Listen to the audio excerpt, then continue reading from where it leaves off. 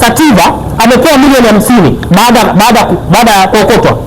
Kipindi sio yuko amefaili sijui. Anasema yeye kipindi ametekwa. Baada ya kuokotwa alitoa milioni 50 alikuwa ni nani? Serikali. Alikuwa ni serikali rais. Rais alitoa milioni 50 kwa ajili ya pole kwa Sativa. Leo Sativa ndio mtu wa kwanza kumtukana rais wa Jamhuri ya Muungano wa Tanzania. Leo Sativa ndio mtu wa kwanza kuzitukana taasisi zetu za hapa. Juzi niliona tusiwe vijana wa kukurupuka. Tusiwe vijana tunaofanya mambo bila ya kufikiria. Sisi ndio taifa la leo. Watoto wetu ndio taifa la kesho.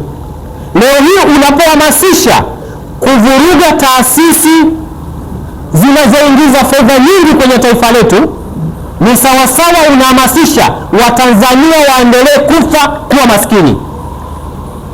Waendelee kuwa maskini, waendelee wafe na umaskini wao.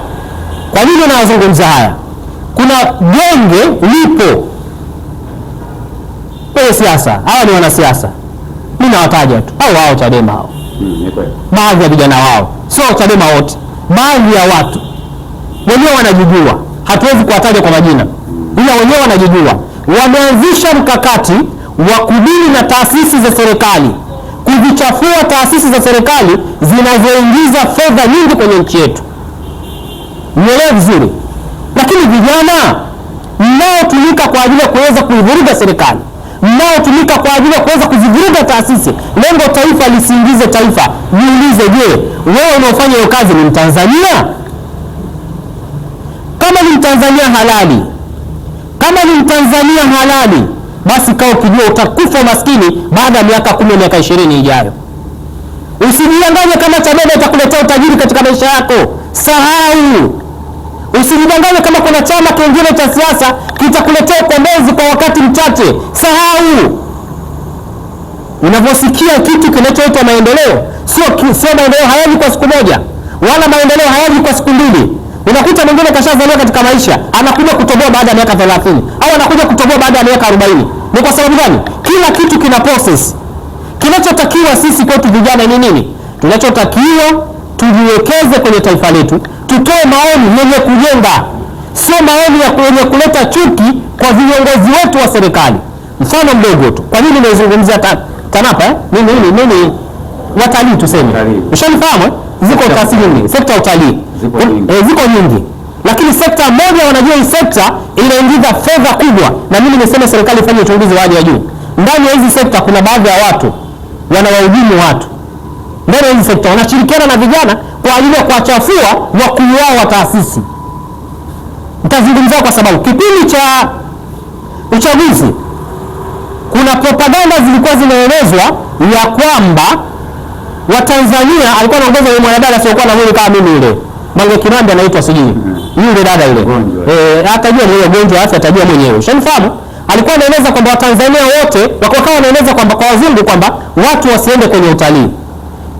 Kwa kuwa ni mwanasiasa, ni mwanaharakati, athari hazikutokea, sema zilitokea athari. Lakini kile kitu sio kizuri. Sasa baada ya kupambana kipindi kile cha uchaguzi, wakashindwa. Wakaona katika sekta yetu kwenye taifa hili, nawaambia ukweli, kwenye zile sekta yetu moja wapo sekta ya utalii. Ushanifahamu?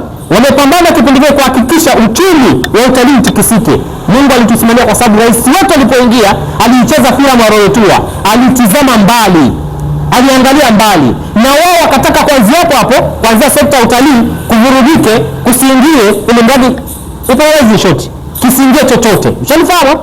Wamejaribu kipindi kile wakachemka. Sasa hivi wameanza tena chokochoko.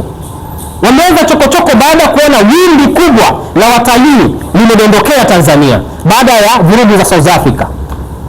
Hakuna mtalii ambaye anaenda South Africa sasa hivi. Tunawaambia ukweli. Na hakuna mtalii anayekwenda kwa ndugu zetu, majirani zetu waliofanya maandamano juzi. Hakuna, wamepungua. Kiasi kikubwa cha watalii wengi wako kwenye taifa letu. Tunawaambia ukweli vijana wenzetu. Wako Tanzania, watalii wengi wako Tanzania. Sasa wanauliza kichwa, wanafanyaje? Kwa nini sekta inafanya kazi? Wanawavuruga wakurugenzi wakubwa wale wa hizi taasisi, wanawavuruga. Juzi kati tumeona kuna mzee mmoja walishaanza kumvuruga, kwa jina simkumbuki vizuri. Shemfano walishaanza kumvuruga. Wanajua wakiwavuruga wale ambao wanazisimamia vyema hizi taasisi zitaimba. Zitakapoyumba watakuwa wameshatimiza takwa lao wao kama wao. Swali langu kwa kijana wa Tanzania, wale madereva wanaoendesha watalii kule wakikosa ajira utawapa nini? Laana zao, malalamiko yao na shida zao watakazozipata. Kila atakayeshiriki kushusha utalii kwenye taifa hili, mimi nawaambia ukweli, Mungu hata waacha salama, kwa sababu si kila binadamu anamkosea Mungu. Makosa yapo madogo madogo, wengine Mungu mwenyewe ndo anajua. Waja wake watoto wadogo utakwenda kuwasababishia wapate shida, wale madereva, wale watu wadogo wanaitwa washamfahamu, watu wadogo washamfahamu, wale watakapokosa kazi. Wewe kijana umehamasisha kwa kupewa shilingi 20,000, kwa kupewa shilingi 50,000, kwa kufungiwa kwenye hoteli kwa ajili ya kuweza kulichafua taifa. Na mimi niseme tu, uona mkakati wao au watu wenzetu wa upinzani hao. Mimi najua jambo la IDU utakuja kulifafanua wewe. Mshamfahamu, utakuja kuzungumza swali la IDU. Hao wenzetu wa upinzani mkakati wao ni kumpunguzia nguvu rais wa Jamhuri ya Muungano wa Tanzania. Mkakati wao mkubwa ni huo. Na mimi niziambie mamlaka za serikali, mamlaka zote, tukiendelea kusema tukae kimya, tunafanya makosa. Serikali nyinyi hamwezi kujibu kila kitu.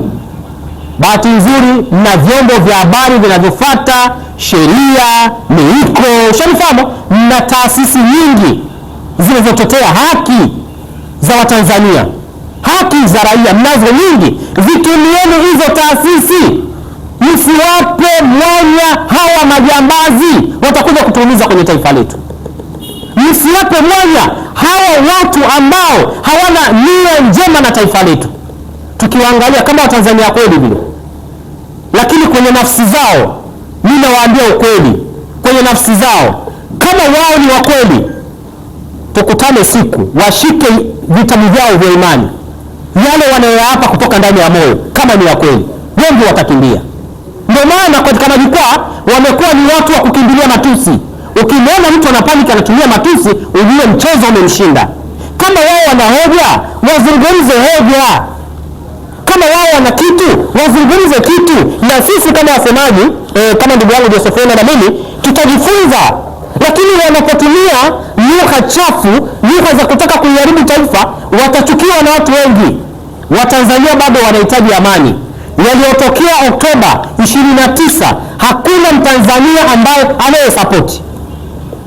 Kila Mtanzania anahitaji amani. Leo tunaona kuna genge tena la chama cha siasa. Mimi nasema tumsajili, inafikia tu wanawachekea. Mkiwachekea taifa litakuja kutanika. Mimi nasema Chadema mkichekea, taifa hili litatanika katikati. Nasema ukweli. Mamlaka zisikae kimya. Kama wamevunja sheria, mamlaka zichukue hatua. Hakuna wakati wa kuoneana aibu. Hata kama wako upande wa IDU, taifa kwanza, mengine baadaye. Hatukae tutetee tu kwa sababu gani? Tunatetea kwa sababu ndio taifa letu. Damu zitakapomwagika, sisi wengine hatuna pa kwenda. Heche anapopakwenda, Lema anapopakwenda, Sugu anapopakwenda, na wengineo wanapopakwenda. Lakini je, Watanzania wenzetu kama tuna hoja zimeshasikika na zinaendelea kusikika, kama wana hoja bwana, kuna hoja watu si kupotea, watu kufanyaje, serikali inalifanyia kazi. Serikali haijakaa kimya. Serikali kuanza kuangalia tatizo hili linatokana na nini, kama linasababishwa na watu. Ushanifahamu? Hizi tumeona kuna kundi la watu linaweza kukamatwa. Tumeona katika mitandao ya rangi fulani. Kibwa sasa siwezi kulisema. Serikali ni watekaji. Kwa hiyo serikali iko kazini. Tumepaza sauti, bahati nzuri sauti zote zimesikika. Lakini sio kuhamasisha kulivuruga taifa. Sio kuhamasisha eti kuhakikisha taasisi za kiserikali zivunjike. Leo unaenda kuhamasisha eti Sativa amepewa milioni 50 baada ya kuokotwa. Kipindi sio yuko amefaili sijui. Anasema yeye kipindi ametekwa. Baada ya kuokotwa alitoa milioni 50 alikuwa ni nani? Serikali. Alikuwa ni serikali rais. Rais alitoa milioni 50 kwa ajili ya pole kwa Sativa. Leo Sativa ndio mtu wa kwanza kumtukana rais wa Jamhuri ya Muungano wa Tanzania. Leo Sativa ndio mtu wa kwanza kuzitukana taasisi zetu za hapa. Juzi niliona kashfa moja ya uongo na ya kitapeli ambayo yeye aliweza kuiposti. Ombi langu, hiyo wewe ni Chadema, hiyo wewe ni chama gani? Kwa sababu ile jambo kuna agenda iko chini kwa ajili ya uchaguzi wa 2030. Kuna agenda iko chini. Mimi sijui ni agenda gani. Agenda ya kwanza na yeye kwa fikra zangu ndogo. wanampunguzia nguvu rais wa Jamhuri ya Muungano wa Tanzania. Sijajua ili lengo litokee nini. Maana tunakoenda huko, mimi nawakubali sana viongozi wangu wote. Namkubali rais wangu wa Jamhuri ya Muungano wa Tanzania, ninamkubali na wakubali wote watu wake aliowateua. Wenye madhaifu akitokea, maana tulimsema kiongozi mmoja hapa, mtu tulimwomba ushauri. Kwa nini nizungumze tu? Tunapokuja kwenye swala la taifa, vijana wenzangu, hawa wenzetu tuangalie background zao. Hawa wenzetu wanaotuhamasisha kufanya vurugu, tuangalie background zao. Taifa ni letu. Tupaze sauti kwenye kupaza sauti, lakini kwenye ukweli tuache kukimbilia mkumbo.